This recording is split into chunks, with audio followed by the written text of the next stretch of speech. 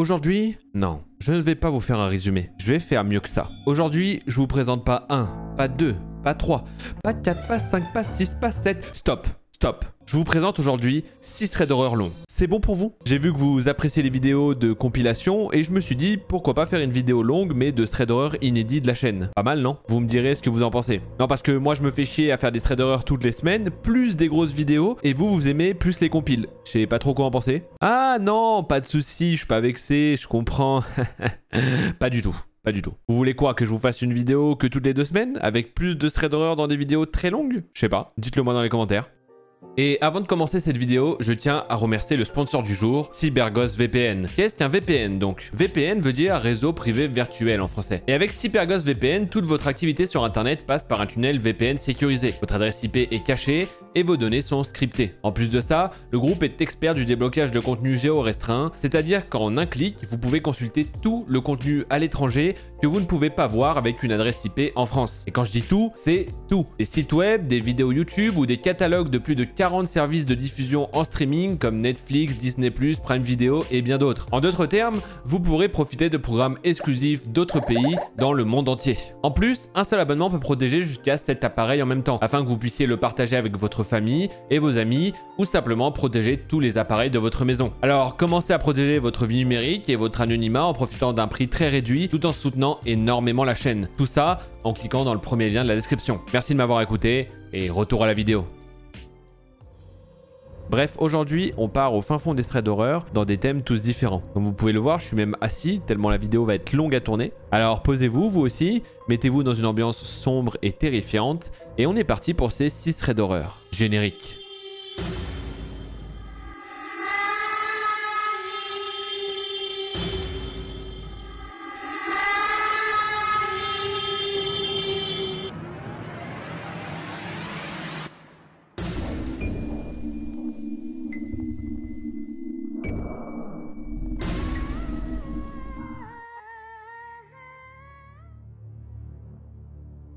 La première histoire, c'est celle de Clémentine. Elle nous explique qu'elle vit dans le sud-ouest de la France et qu'elle a aujourd'hui 18 ans. Mais lorsque les faits se passent, elle n'en a que 12. Son histoire se déroule donc pendant les grandes vacances entre la 5e et la 4e. Cette année-là, sa famille et elle vont en Italie pour la 3e fois de suite. Cette fois-ci, cependant, elle se rendent dans le sud de l'Italie, près de Naples. C'est précis. Comme d'habitude, elle loue une petite maison proche de la plage. Cependant, cette maison a quelque chose de particulier, car la salle de bain se trouve à l'extérieur. À part cela, tout va bien. La maison est propre, rien d'anormal. Durant ses vacances, comme lors de toutes les autres, Clémentine dort dans la même chambre que ses 2 sœurs, qui sont plus âgées, afin de payer moins cher en ne louant que 2 chambres. Comme je le disais, mis à part ce petit inconvénient de la salle de bain, il n'y a aucun souci. Et elle nous précise que c'est la première année que les propriétaires louent la maison dans laquelle ils sont, donc ils tiennent à tout leur montrer. Ils sont même un petit peu aux petits soins avec eux. En partant, les propriétaires leur donnent les dernières consignes, dont celle de bien fermer les volets à clé, car il y a eu dans le passé des tentatives d'intrusion de la part de nombreux migrants dans ce coin. Allez hop, c'est raciste. Non, je rigole, c'est normal de fermer et de pas avoir envie qu'on rentre chez soi, que ça soit des migrants ou n'importe qui. La première semaine de vacances se passe bien.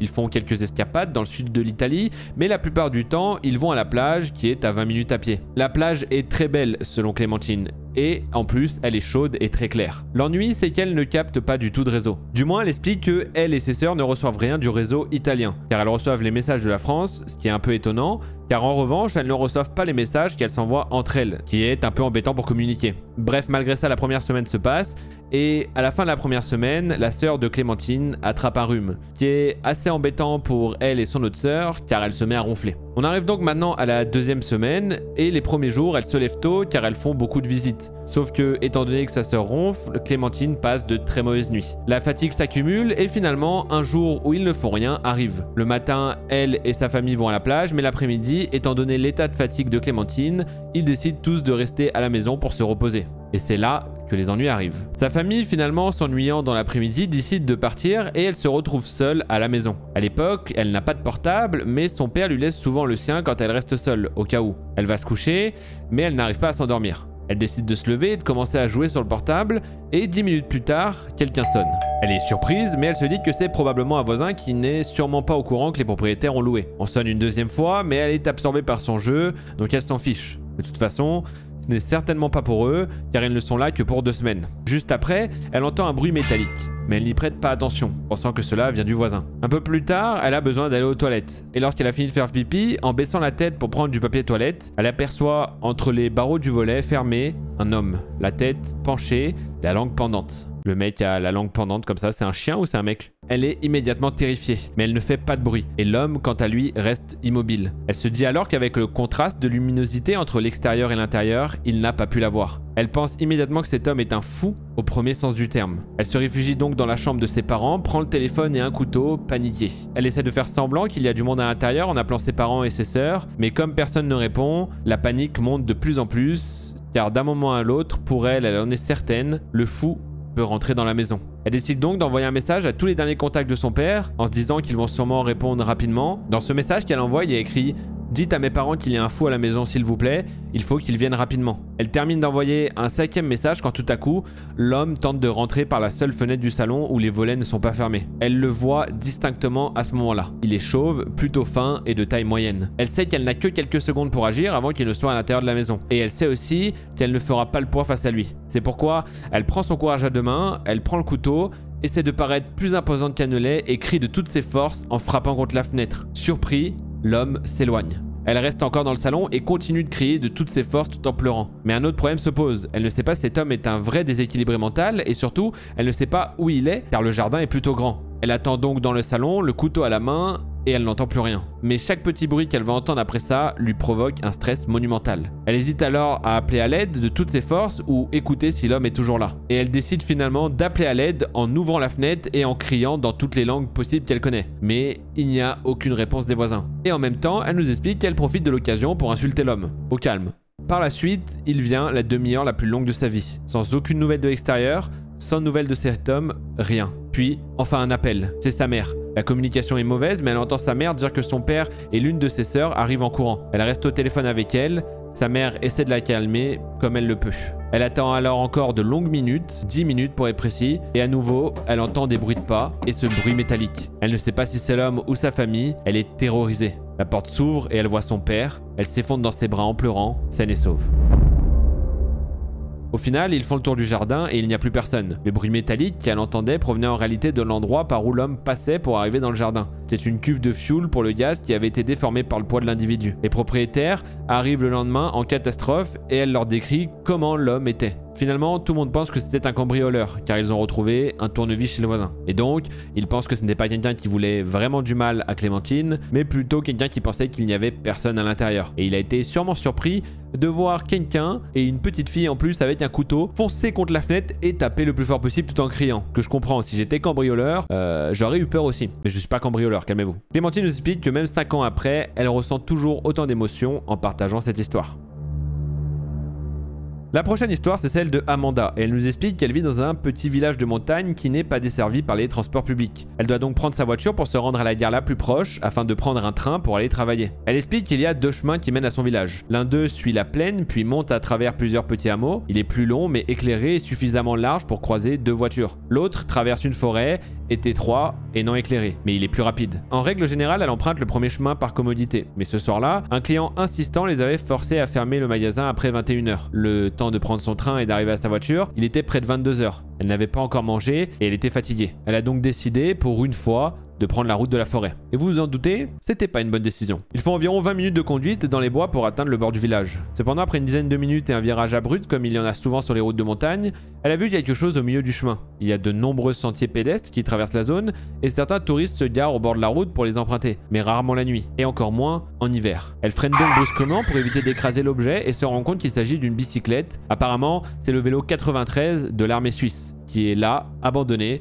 presque au milieu de la route. Sachant qu'une dame âgée du village a l'habitude de faire du vélo sur cette route, elle sort de la voiture, laissant les phares allumés et commence à appeler. Madame Guignard, pensant qu'elle aurait peut-être fait une chute en contrebas de la route. Elle s'approche du précipice et appelle à nouveau. Il y a quelqu'un? C'est à ce moment-là qu'elle entend comme un grognement et qu'elle voit quelque chose bouger dans les arbres en contrebas. Cette forêt est pleine d'animaux, mais la forme est trop indistincte dans l'obscurité pour qu'elle puisse dire ce que c'est. Prise de peur, elle se retourne avec l'intention de retourner à sa voiture pour prendre son téléphone portable, mais quand elle se retourne, le vélo a disparu. Elle commence à paniquer et regarde autour d'elle. Au-delà des premiers arbres, tout est plongé dans l'obscurité et elle entend à nouveau ce bruit, comme un grondement de gorge. Alors qu'elle avance en direction de sa voiture, les phares s'éteignent. C'en est trop. Elle se met à courir, saute dans la voiture et essaie de la redémarrer, mais rien n'y fait, la batterie est morte. Excuse-moi, mais cette histoire, c'est un enchaînement de malchance quand même. Je sais pas ce que t'as fait, mais à mon avis, le karma, il t'aime pas trop. Hein. Et tu penseras à plus prendre cette route, STP, merci. Elle verrouille donc ses portières manuellement et prend son portable. Elle appelle une dépanneuse qui lui dit qu'ils seront là d'environ 1 heure. Elle passe le temps d'attente à regarder des vidéos drôles pour se détendre, mais elle jure qu'à 2 reprises, malgré la faible luminosité de ce chemin forestier, elle voit une énorme masse indistincte tourner autour de sa voiture. Il lui semble même que cette chose, quelle qu'elle soit, touche l'aile droite et fait bouger le véhicule. Ok, tout va bien, pas de stress, hein. Déjà, moi, s'il y a quelque chose qui fait bouger ma voiture et en plus je suis dans le noir au milieu de la forêt, je serais pas très bien. Alors qu'Amanda est au bout des nerfs, la dépanneuse arrive en plein phare. Et bien sûr, alors qu'elle est descendue pour accueillir le dépanneur, elle est toujours sûre qu'il n'y a aucune trace du vélo ni de la chose qu'elle a cru voir. Le mécanicien réussit à redémarrer la voiture en branchant la batterie et elle peut conduire jusqu'au garage le plus proche. Ensuite, elle prend un taxi pour rentrer chez elle en lui précisant bien qu'il doit prendre l'autre route. Très bonne initiative. Plus tard, elle apprend que l'alternateur de sa voiture a grillé. C'est la raison pour laquelle la batterie ne se rechargeait plus. Mais ce qui est étrange, lui dit le garagiste, c'est que ce ne sont pas quelques minutes de phare qui auraient pu vider complètement la batterie. Depuis lors, elle ne prend plus la route de la forêt, même en plein jour, même en plein été, car elle a trop peur de l'ombre qui y est tapie. Peu importe ce que c'était, je l'aurais pas pris de toute façon la route, hein. Voilà, c'est terminé, c'était une fois, c'est pas deux, voilà. Même quand t'es pressé, c'est pas grave, on met un peu plus de temps, nique sa mère, voilà, je suis pas pressé, tout va bien, cette route c'est terminé, c'est ciao.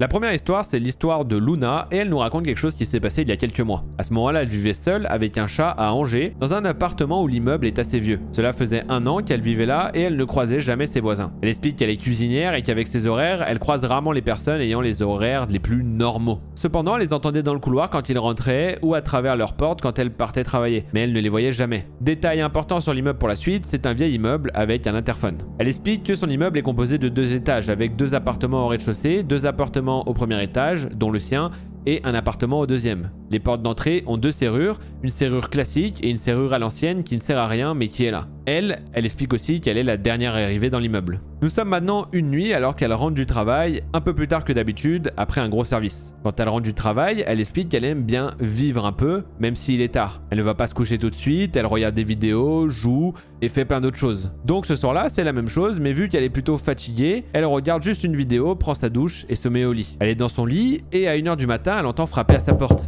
Elle se dit, attends, je rêve ou pas? Clairement, parce que je me serais posé la même question. Moi, à 1 h du matin, ça toque chez moi. Déjà, je vais pas ouvrir, hein, voilà. Donc, on est clair. Et en plus, je me pose la question, c'est dans mon cerveau ou pas? Et clairement, elle se rend compte qu'elle ne rêvait pas. Puis elle se dit, si c'est la voisine, parce que j'ai fait trop de bruit avec ma vidéo, tant pis, elle reviendra demain. Elle dit ça parce que la voisine lui avait déjà laissé un mot pour lui dire que sa télé était trop forte le soir. Bref. Clairement, elle ne voulait pas ouvrir. Il est 1 h du matin et elle est bien installée dans son lit, elle ne bouge pas, mais elle a un mauvais pressentiment. Le problème, c'est qu'après ça, elle n'a pas entendu de pas s'éloigner, ni de pas dans les escaliers, alors qu'elle avait bien fait attention pour voir si la personne partait. 5 minutes plus tard, le mauvais pressentiment est toujours présent et elle décide donc de se lever pour aller voir. Elle se lève tout doucement et n'allume aucune lumière. Elle ne veut pas faire de bruit. Elle s'approche de sa porte d'entrée, qui est éclairée par les lumières de la ville grâce à une fenêtre dans l'entrée, et quand elle y arrive, elle remarque 2 choses. Elle avait oublié de fermer sa porte à clé et elle aperçoit un œil qui regarde à travers l'ancienne serrure. Alors, à ce moment-là, elle se précipite sur la porte et l'ouvre en demandant assez fort ce que la personne fait là. Alors moi, j'aurais pas ouvert, je me serais précipité sur la porte pour la fermer à clé. Ok, réaction hyper chelou. Mais ok, vous auriez fait quoi? Vous auriez ouvert la porte vous aussi? Parce que c'est moi ou personne n'aurait ouvert la porte? Et là, elle voit une adolescente avec les cheveux noirs, un t-shirt trop grand pour elle et des baskets classiques. Baskets classiques, c'est sa description, hein. Et cette adolescente ne lui répond pas. Elle a l'air effrayée et ne prononce pas un mot et elle repart en marche arrière tout en ayant toujours un visage effrayé. À ce moment-là, Luna est dans un sentiment étrange. Elle est à moitié effrayée, à moitié énervée. Et elle ne pense pas une seconde à lui demander si elle a besoin d'aide. Elle répète simplement « Qu'est-ce que vous faites là ?» Mais l'adolescente continue de s'éloigner et une fois qu'elle est assez loin, Luna ne comprend rien, elle ferme sa porte et elle ne réalise pas ce qui vient de se passer. Elle prend 2 minutes pour réfléchir et commence à culpabiliser un peu d'avoir réagi ainsi, mais une nouvelle fois, on frappe à la porte. Elle va l'ouvrir, elle se dit que c'est peut-être un autre voisin qui a entendu quelque chose ou qui a vu la même chose qu'elle, et sur le palier, c'est la même jeune fille, moins effrayée, qui la regarde de haut en bas, En même temps, elle était en sous-vêtements aussi. Et elle lui demande si elle a du café à 1 h du matin. À ce moment-là, Luna est toujours énervée, mais elle ne se pose pas de questions. Elle veut juste que ça se termine. Elle lui dit d'attendre devant la porte et de faire attention à ce que le chat ne sorte pas. Elle se rend dans sa cuisine, même si elle sait qu'elle n'en a pas, car elle ne boit pas de café, encore moins à 1 h du matin. Mais après la scène précédente, elle ne veut pas la brusquer davantage. Elle préfère faire semblant de chercher pour lui montrer qu'elle n'est pas si méchante. Ok, Luna, t'es définitivement chelou. Moi, j'aurais dit désolé, j'ai pas de café, merci, bonne journée, au revoir, enfin bonne nuit.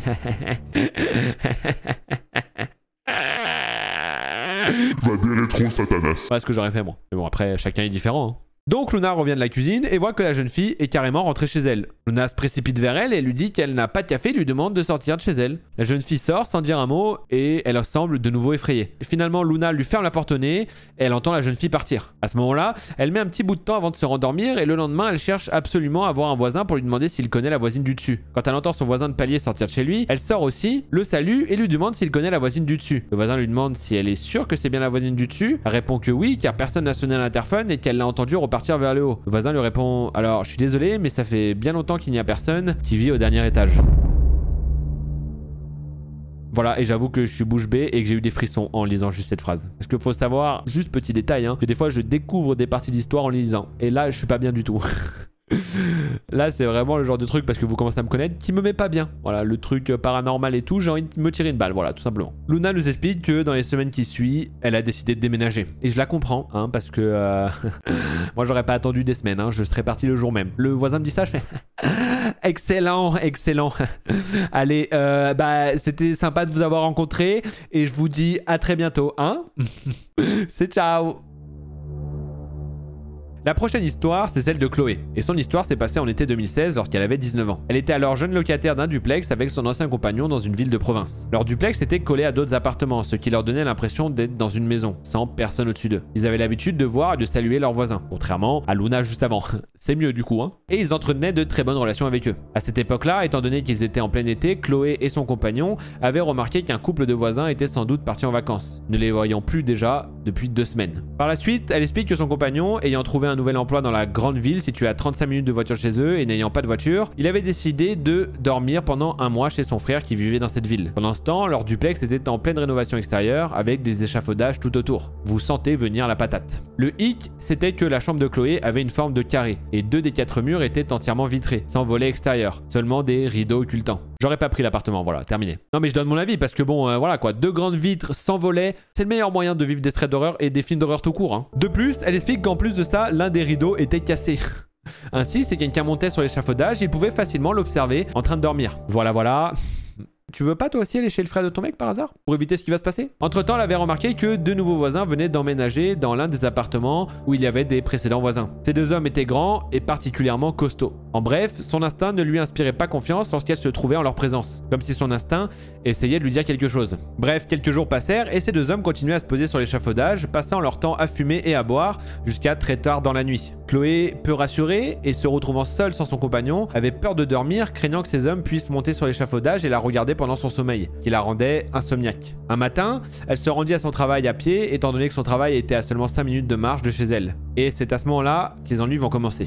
Ce jour-là, les 2 hommes vont la suivre et l'insulter pendant qu'elle marche. Ne comprenant pas pourquoi il l'insultait, tout en la suivant, Chloé se dépêcha d'arriver à son travail. À ce moment-là, elle travaillait en tant qu'hôtesse de caisse. Le même jour, les 2 hommes passèrent à sa caisse sans rien dire, mais la fixant d'un regard agressif. À ce moment-là, elle était très inquiète et décida d'en parler à sa chef, au cas où il se passerait quelque chose un jour. Quelques jours passèrent encore, on est environ 4 semaines après le départ du couple de voisins, et 2 semaines après l'arrivée des 2 hommes. Entre-temps, Chloé tenait son compagnon informé, mais elle ne voulait pas qu'il rate son travail à cause de simples peurs infondées de sa part. Infondées ?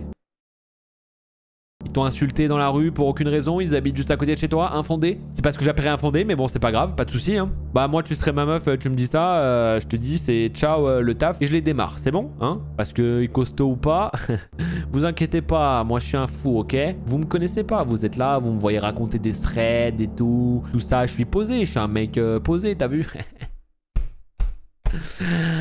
Vous savez pas, vous savez rien, ok? Pourquoi je fais le zub? Je sais pas. Bref, un matin, en buvant son café, elle aperçut un homme debout près de la porte d'entrée de sa voisine d'en face, observant son appartement. Et elle trouvait cela étrange. mais elle ne le prend pas plus en compte et elle se prépare tout de même à partir pour aller au travail. Mais c'est en ouvrant sa porte qu'elle voit une équipe du GIGN entrer en courant dans l'appartement collé au sien et on en déduit que l'homme qu'elle a vu debout quelques minutes avant devant la porte était en réalité un membre de l'équipe habillé en civil pour observer les alentours. Un chef ayant vu Chloé sortir de chez elle lui demande ensuite si elle n'aurait pas par hasard vu deux hommes grands, costauds et tatoués récemment. À ce moment-là, pour rien nous cacher, elle nous explique que des larmes de peur montent jusqu'à son visage. Et elle lui répond qu'en effet, elle les avait remarqués et qu'ils ne lui inspiraient rien de bon du tout. Puis le chef la laisse partir. Chloé devant aller travailler, elle prend la route de son travail et elle arrive là-bas. Et 1 heure après s'être installée à sa caisse, sa chef vient la voir. Et elle lui dit « Chloé, tu sais, quand tu me parlais de tes voisins bizarres, bien ils sont passés à ta caisse un jour, c'est ça ?» Elle lui a répondu « Oui, oui. Et il y avait même le GIGN chez moi ce matin à leur recherche. » Sa chef ouvre grand les yeux et lui dit « Eh bien, les gendarmes ont regardé les caméras de surveillance du magasin pour voir à quoi ils ressemblaient. Ils m'ont dit que ces hommes sont 2 tueurs à la machette, originaires de Paris, et en cavale, et qu'ils se sont cachés dans un appartement. » À ce moment-là, Chloé est tétanisée et elle explique perdre toute connexion avec le monde. Elle réalise qu'elle aurait pu être leur prochaine victime, qu'elle a eu beaucoup de chance alors qu'elle était seule sans son compagnon et qu'il connaissait son lieu de travail et de résidence. Elle se dit que c'est fou qu'ils se soient cachés ici, aussi loin de Paris, mais surtout, elle réalise qu'ils ont sans doute observé pendant des mois les appartements et les habitants pour déterminer quand ils pourraient s'y installer. Le couple de voisins est revenu, mais ils ont évidemment déménagé. Chloé et son copain ont fait de même. Décidément, les déménagements, c'est commun dans les threads d'horreur, j'ai l'impression. Hein. Il se passe des dingueries, hop, c'est ciao, c'est ciao, c'est ciao.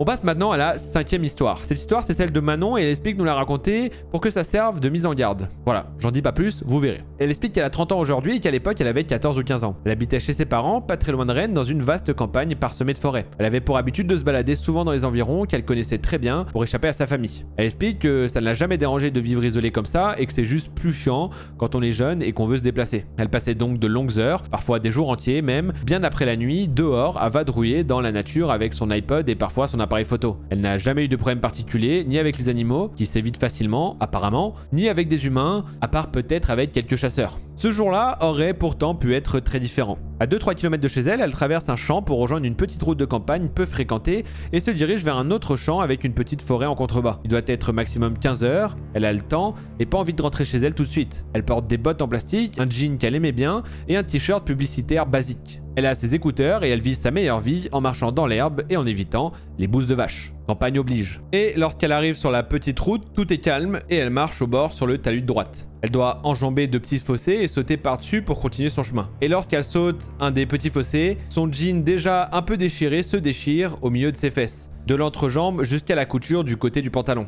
Elle explique donc qu'elle a une fesse à l'air, portant seulement un string en dessous et ayant peu d'options, elle se dit que ce n'est pas grave, qu'elle finira à son tour et qu'elle rentrera se changer après. Ainsi rafraîchie par un petit courant d'air, surtout dans le cul,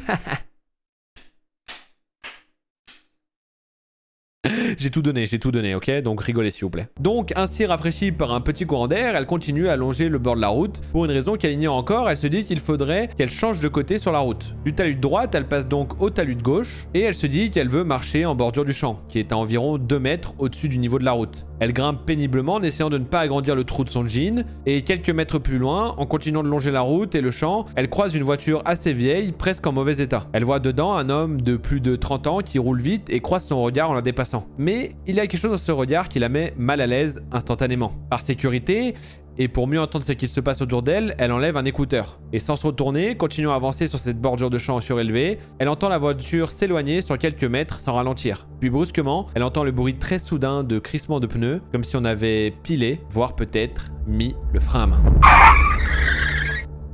Et c'est à ce moment-là que Manon se mit à courir. Pas du tout.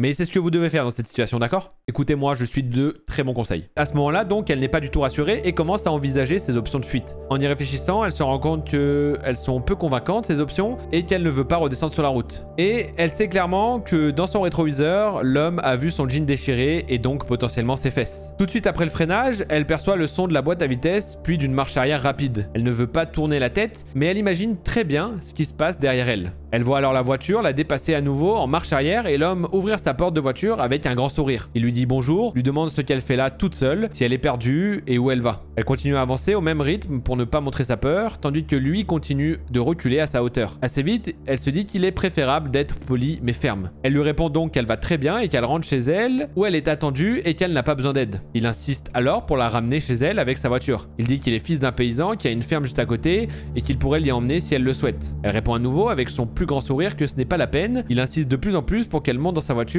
puis au fur et à mesure, il change de voix, mais elle ne devient pas plus agressive. Au contraire, il devient de plus en plus gentil, avec un ton de plus en plus doux, pour lui dire qu'elle n'a pas le droit d'être là, que le paysan à qui appartient le champ dans lequel elle se trouve ne serait pas content du tout et qu'il pourrait prévenir la police. Il lui demande donc, comme on appâte un chaton, de descendre et de rentrer avec lui avant que quelqu'un ne la voie.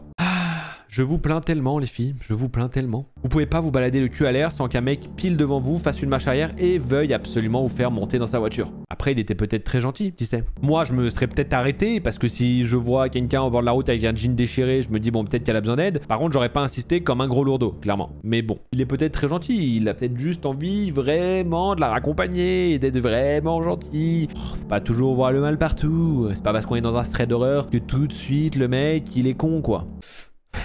J'y crois pas moi-même, hein, je vous inquiétez pas. Bref, après avoir raconté ça, elle sait très bien qu'à ce moment-là, il essaie de raconter toutes les conneries possibles pour la faire monter dans sa voiture. Et c'est au même moment qu'arrive en face d'elle une autre voiture, plutôt récente. Et elle voit dedans un couple un peu âgé rouler prudemment alors qu'ils vont devoir dépasser le mec arrêté malgré la route très étroite. Le vieux conducteur la regarde et elle essaie de communiquer sa détresse pour qu'il s'arrête, mais rien à faire, le couple a l'air méfiant et les dépasse sans sourciller. Ah, ce fameux effet Kitty, pour ceux qui connaissent pas aller faire des recherches. Hein, je vais éviter les problèmes, je ne m'arrête pas, voilà, il y a déjà quelqu'un d'arrêté en plus, donc s'il y a un souci, c'est déjà fait, voilà.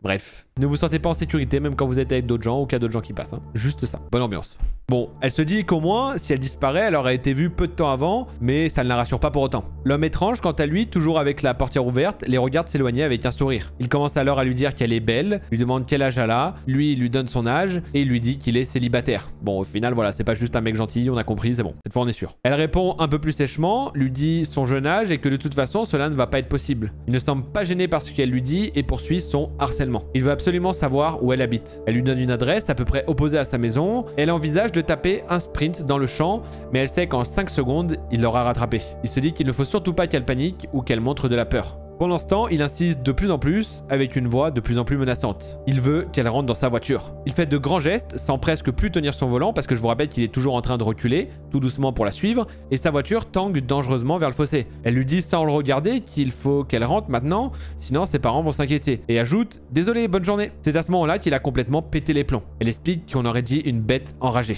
En un instant, il a pris un couteau de chasse dans sa portière, a arrêté sa voiture, est sorti et l'a menacé en disant « Ça suffit, salope. Maintenant, tu descends et tu mets tes fesses dans la voiture. » Elle a été un peu surprise et une alarme s'est mise à sonner dans sa tête. Elle explique qu'il était proche, mais pas tant que ça. Un fossé et 2 mètres de hauteur du champ les séparaient. Vu son gabarit, il était costaud, mais il n'était pas très sportif et aurait probablement du mal à monter avec son couteau. Dans le pire des cas, s'il montait, elle pouvait essayer de sauter, prendre sa voiture, qu'elle pouvait peut-être conduire ou du moins se barricader rapidement à l'intérieur. Elle se mettait à réfléchir à toute vitesse sur ce qu'elle pouvait faire, et la meilleure solution qui lui est venue en une fraction de seconde peut sembler complètement débile. Pourtant, elle pense que c'est grâce à elle qu'elle n'a rien eu. Alors qu'elle avait le couteau pointé vers elle, elle se met à éclater de rire. Ça lui paraît durer une éternité où elle rit bruyamment et où elle voit sa main tremblante lui tendre la lame. Mais à ce moment-là, elle voit dans ses yeux quelque chose qui change. Il a l'air perturbé, presque paniqué. Il baisse lentement son bras, la regarde bizarrement pendant quelques secondes, puis monte dans sa voiture sans un mot et part à toute vitesse. Elle ne comprend pas pourquoi il a réagi comme ça. Moi, je comprends. Hein, alors, je suis pas agresseur, mais personnellement, si je devais me mettre dans la tête du mec qui veut t'agresser, se dit « Ah, je vais l'agresser, je vais lui faire peur avec un couteau », et qu'en face de toi, t'as la meuf qui est 2 mètres au-dessus de toi et qui se tape une barre... Je pense que ça me ferait flipper hein, et que moi en tant qu'agresseur je me barrerais aussi. Je pense pas qu'il s'attendait à cette réaction. Et donc elle explique que c'est probablement cela qui lui a permis de le faire partir et de mettre une distance maximale entre eux. Après cet événement, elle veut rentrer chez elle, mais elle est un peu paranoïaque. Elle se demande si elle n'est pas suivie. Elle court jusqu'à la forêt, essaie de reprendre ses esprits et rentre en faisant de grands détours, vérifiant constamment ses arrières. Elle n'a jamais raconté ça à ses parents. Ils lui ont seulement demandé comment elle a déchiré son jean. Elle raconte ça à une copine sur Messenger en arrivant dans sa chambre et c'est en voyant sa réaction qu'elle réalise qu'elle aurait vraiment pu ne jamais rentrer. Moralité, pour elle, faites attention partout, même dans les zones qui paraissent désertes. Ne mettez pas de jean trop serré quand vous crapahutez dehors et écoutez toujours votre instinct enfin quand il vous dit de changer de trottoir. Heureusement qu'elle a changé de côté sur la route, sinon elle aurait été à sa hauteur et ça se serait probablement passé différemment. Elle explique qu'elle ne l'a jamais revue, mais elle est toujours restée beaucoup plus prudente dans ses déplacements. Elle regarde toujours les voitures autour d'elle pour voir si ce n'est pas la sienne. Et dernière morale, si vous vous faites agresser, rigolez. Inch'Allah, ça marche. La prochaine histoire, c'est celle de Marion, et elle nous raconte quelque chose de terrifiant qu'elle a vécu. Elle nous explique que c'est une histoire qui montre que l'instinct est quelque chose de puissant, et que même si on pense connaître quelqu'un, il faut se méfier. Elle a encore des frissons et presque des larmes qui montent quand elle la raconte. Tout commence pendant l'année scolaire 2018. Étudiante en droit, elle envisage de faire une année au Pérou afin d'améliorer son espagnol et de découvrir autre chose. Elle arrive donc au Pérou au mois de mars. Il faut savoir que le rythme scolaire est différent du nôtre là-bas, pour commencer son année scolaire. Elle postule alors dans un bar afin d'avoir un job à côté des études et gagner un peu d'argent. Elle explique qu'elle habite en plein centre-ville, au 4e étage, dans une rue animée, non loin de ce bar. Et alors qu'elle y travaille, elle remarque très vite un garçon péruvien, Christian, qui vient quasiment tous les jours. Ils commencent à discuter et il lui explique qu'il habite à la campagne, dans une ferme avec beaucoup d'animaux près des montagnes, mais que c'est un peu loin du centre-ville. Les jours passent et ils deviennent de plus en plus complices. Ils commencent à flirter, à se voir en dehors du travail, etc. Plusieurs mois passent et finalement ils se mettent ensemble. À ce moment-là, il vient souvent dormir chez elle. Par souci de praticité, elle ne va pas chez lui pour avoir toujours le bar à côté d'elle. Les mois passent et tout se passe merveilleusement bien. Le pays lui plaît, la ville est très jolie, même si elle n'a presque pas de temps pour visiter, et les études se passent bien. On arrive maintenant encore un mois et demi plus tard, alors qu'elle attend ses règles, mais elle a des douleurs au ventre atroces. Cela dure plusieurs jours et ça la cloue au lit tout le week-end. À ce moment-là, elle n'a pas l'impression que c'est passager et encore moins que c'est normal. Et elle a un très mauvais pressentiment. Le lundi matin de la semaine d'après, instinctivement, elle sent qu'il faut qu'elle rentre en France et elle réserve un billet pour le vendredi. Elle décide à ce moment-là de couper les ponts avec Christian parce qu'elle n'aime pas les adieux et qu'elle a envie de rester seule pour plier bagages et se reposer. La réaction de Christian ne se fait pas attendre et elle n'est pas très positive. Il ne prend pas très bien le fait qu'elle le quitte sans explication et demande à la revoir. Il lui dit qu'il va prendre soin d'elle si elle est malade et qu'elle ne doit pas rester seule. Mais elle ne cède pas. Il lui envoie tous les jours des messages insistant, lui disant qu'il veut la revoir une dernière fois. Il veut lui dire au revoir et l'aider à aller mieux. Le mercredi, il lui propose même de venir passer ces derniers jours chez lui à la campagne pour découvrir le pays, les lamas et prendre l'air. Il est vraiment adorable avec elle, mais elle ne se sent pas de bouger et décline encore sa proposition. Le vendredi matin, elle lui envoie un dernier message de remerciement car elle a passé de bons moments avec lui et qu'il ne méritait pas qu'elle le plante comme ça. Le dimanche de son retour, alors qu'elle est de retour en France, elle a enfin ses règles, mais grande surprise, elles ne sont pas rouges, mais d'une couleur indigo. Elle appelle immédiatement donc sa gynécologue qui lui donne un rendez-vous le lendemain matin à 8 h. Elle s'y rend très stressée et raconte tout dans les moindres détails à sa gynécologue. Elle explique qu'il faut savoir que Christian et elle étaient toujours protégés lors de leur relation. Sa gynécologue, elle, fait des prélèvements et les envoie à Paris où se trouvent les laboratoires les plus compétents pour analyser les échantillons. Elle lui dit qu'elle la tiendra au courant dès qu'elle aura des retours. Mercredi, donc 2 jours après, sa gynécologue la rappelle en lui demandant de se rendre à son cabinet car elle ne communique pas les résultats par téléphone. Elle se rend alors directement là-bas et avant de lui expliquer ses résultats, sa gynécologue lui pose quelques questions un peu étranges. Elle lui demande « Avez-vous été en contact avec des morts au sein d'un hôpital, avec des gens malades? Ou Christian a-t-il été en contact avec des morts ?» Elle lui explique que non, elle travaillait dans un bar et Christian vivait à la campagne dans sa ferme, sans trop comprendre ce que sa gynécologue veut sous-entendre. Et là, c'est le choc. La révélation de sa gynécologue la sidère. Elle lui explique que la molécule qu'ils ont retrouvée dans les échantillons ne se retrouve en général que sur des morts ou des personnes très malades. Elle explique que cette molécule n'est pas dangereuse, mais qu'en grande quantité, elle peut causer quelques maux de ventre. Elle lui dit qu'il va falloir qu'elle lui donne plus de renseignements complémentaires sur Christian, son nom, son numéro, son adresse et tout ce qu'elle peut. Et qu'elle contactera les autorités pour s'assurer qu'il ne se passe rien de grave. Marion rentre chez elle, abasourdie par ces nouvelles, choquée et perturbée. Quelques jours passent avant qu'elle n'entende parler à nouveau de cette histoire. Finalement, c'est la gendarmerie qui l'appelle. Il lui explique qu'ils ont contacté les autorités péruviennes qui se sont rendues chez Christian, au fin fond de la campagne, isolé de tout, avec pour seul accès de petits chemins privés. Chez lui, qu'ils ont trouvé est horrible. Elle en a encore des frissons plein le corps, rien qu'à y penser. Ils ont retrouvé 5 jeunes femmes, toutes étrangères, mortes, allongées dans des lits. Christian entretenait des rapports sexuels avec chacune d'elles. À ce moment-là, elle n'est pas loin de s'évanouir. Le gendarme continue et lui explique qu'il a été arrêté et emprisonné. Après avoir raccroché, elle s'assoit et prend quelques minutes pour réfléchir. Elle comprend alors, instantanément, qu'elle était la prochaine sur sa liste et qu'elle a échappé à tout ça grâce à son instinct et grâce à cette bonne étoile qui lui a chuchoté de rentrer en France et de ne pas le revoir. Et aussi, malgré tout, grâce à ton mal de bide et à cette molécule qui t'a transformé tes règles de rouge à indigo. C'est un petit peu grâce à tout ça, mais on est content que tu sois là pour nous raconter cette histoire. Et tu as bien fait de refuser d'aller chez lui pour voir du pays et qu'il prenne soin de toi. Je tiens à remercier une fois de plus notre sponsor CyberGhost VPN. Si vous êtes à la recherche d'un excellent service VPN à un prix incroyable tout en soutenant énormément la chaîne, cliquez sur le lien dans la description et obtenez une confidentialité numérique complète pour seulement 2,03 € par mois, plus 4 mois gratuits et un très gros soutien à la chaîne. Merci encore. Bon bah premier degré, j'ai plus de salive là. C'est simple, là je peux plus parler de la journée et j'ai plus de caleçon non plus tellement je me suis chié dessus.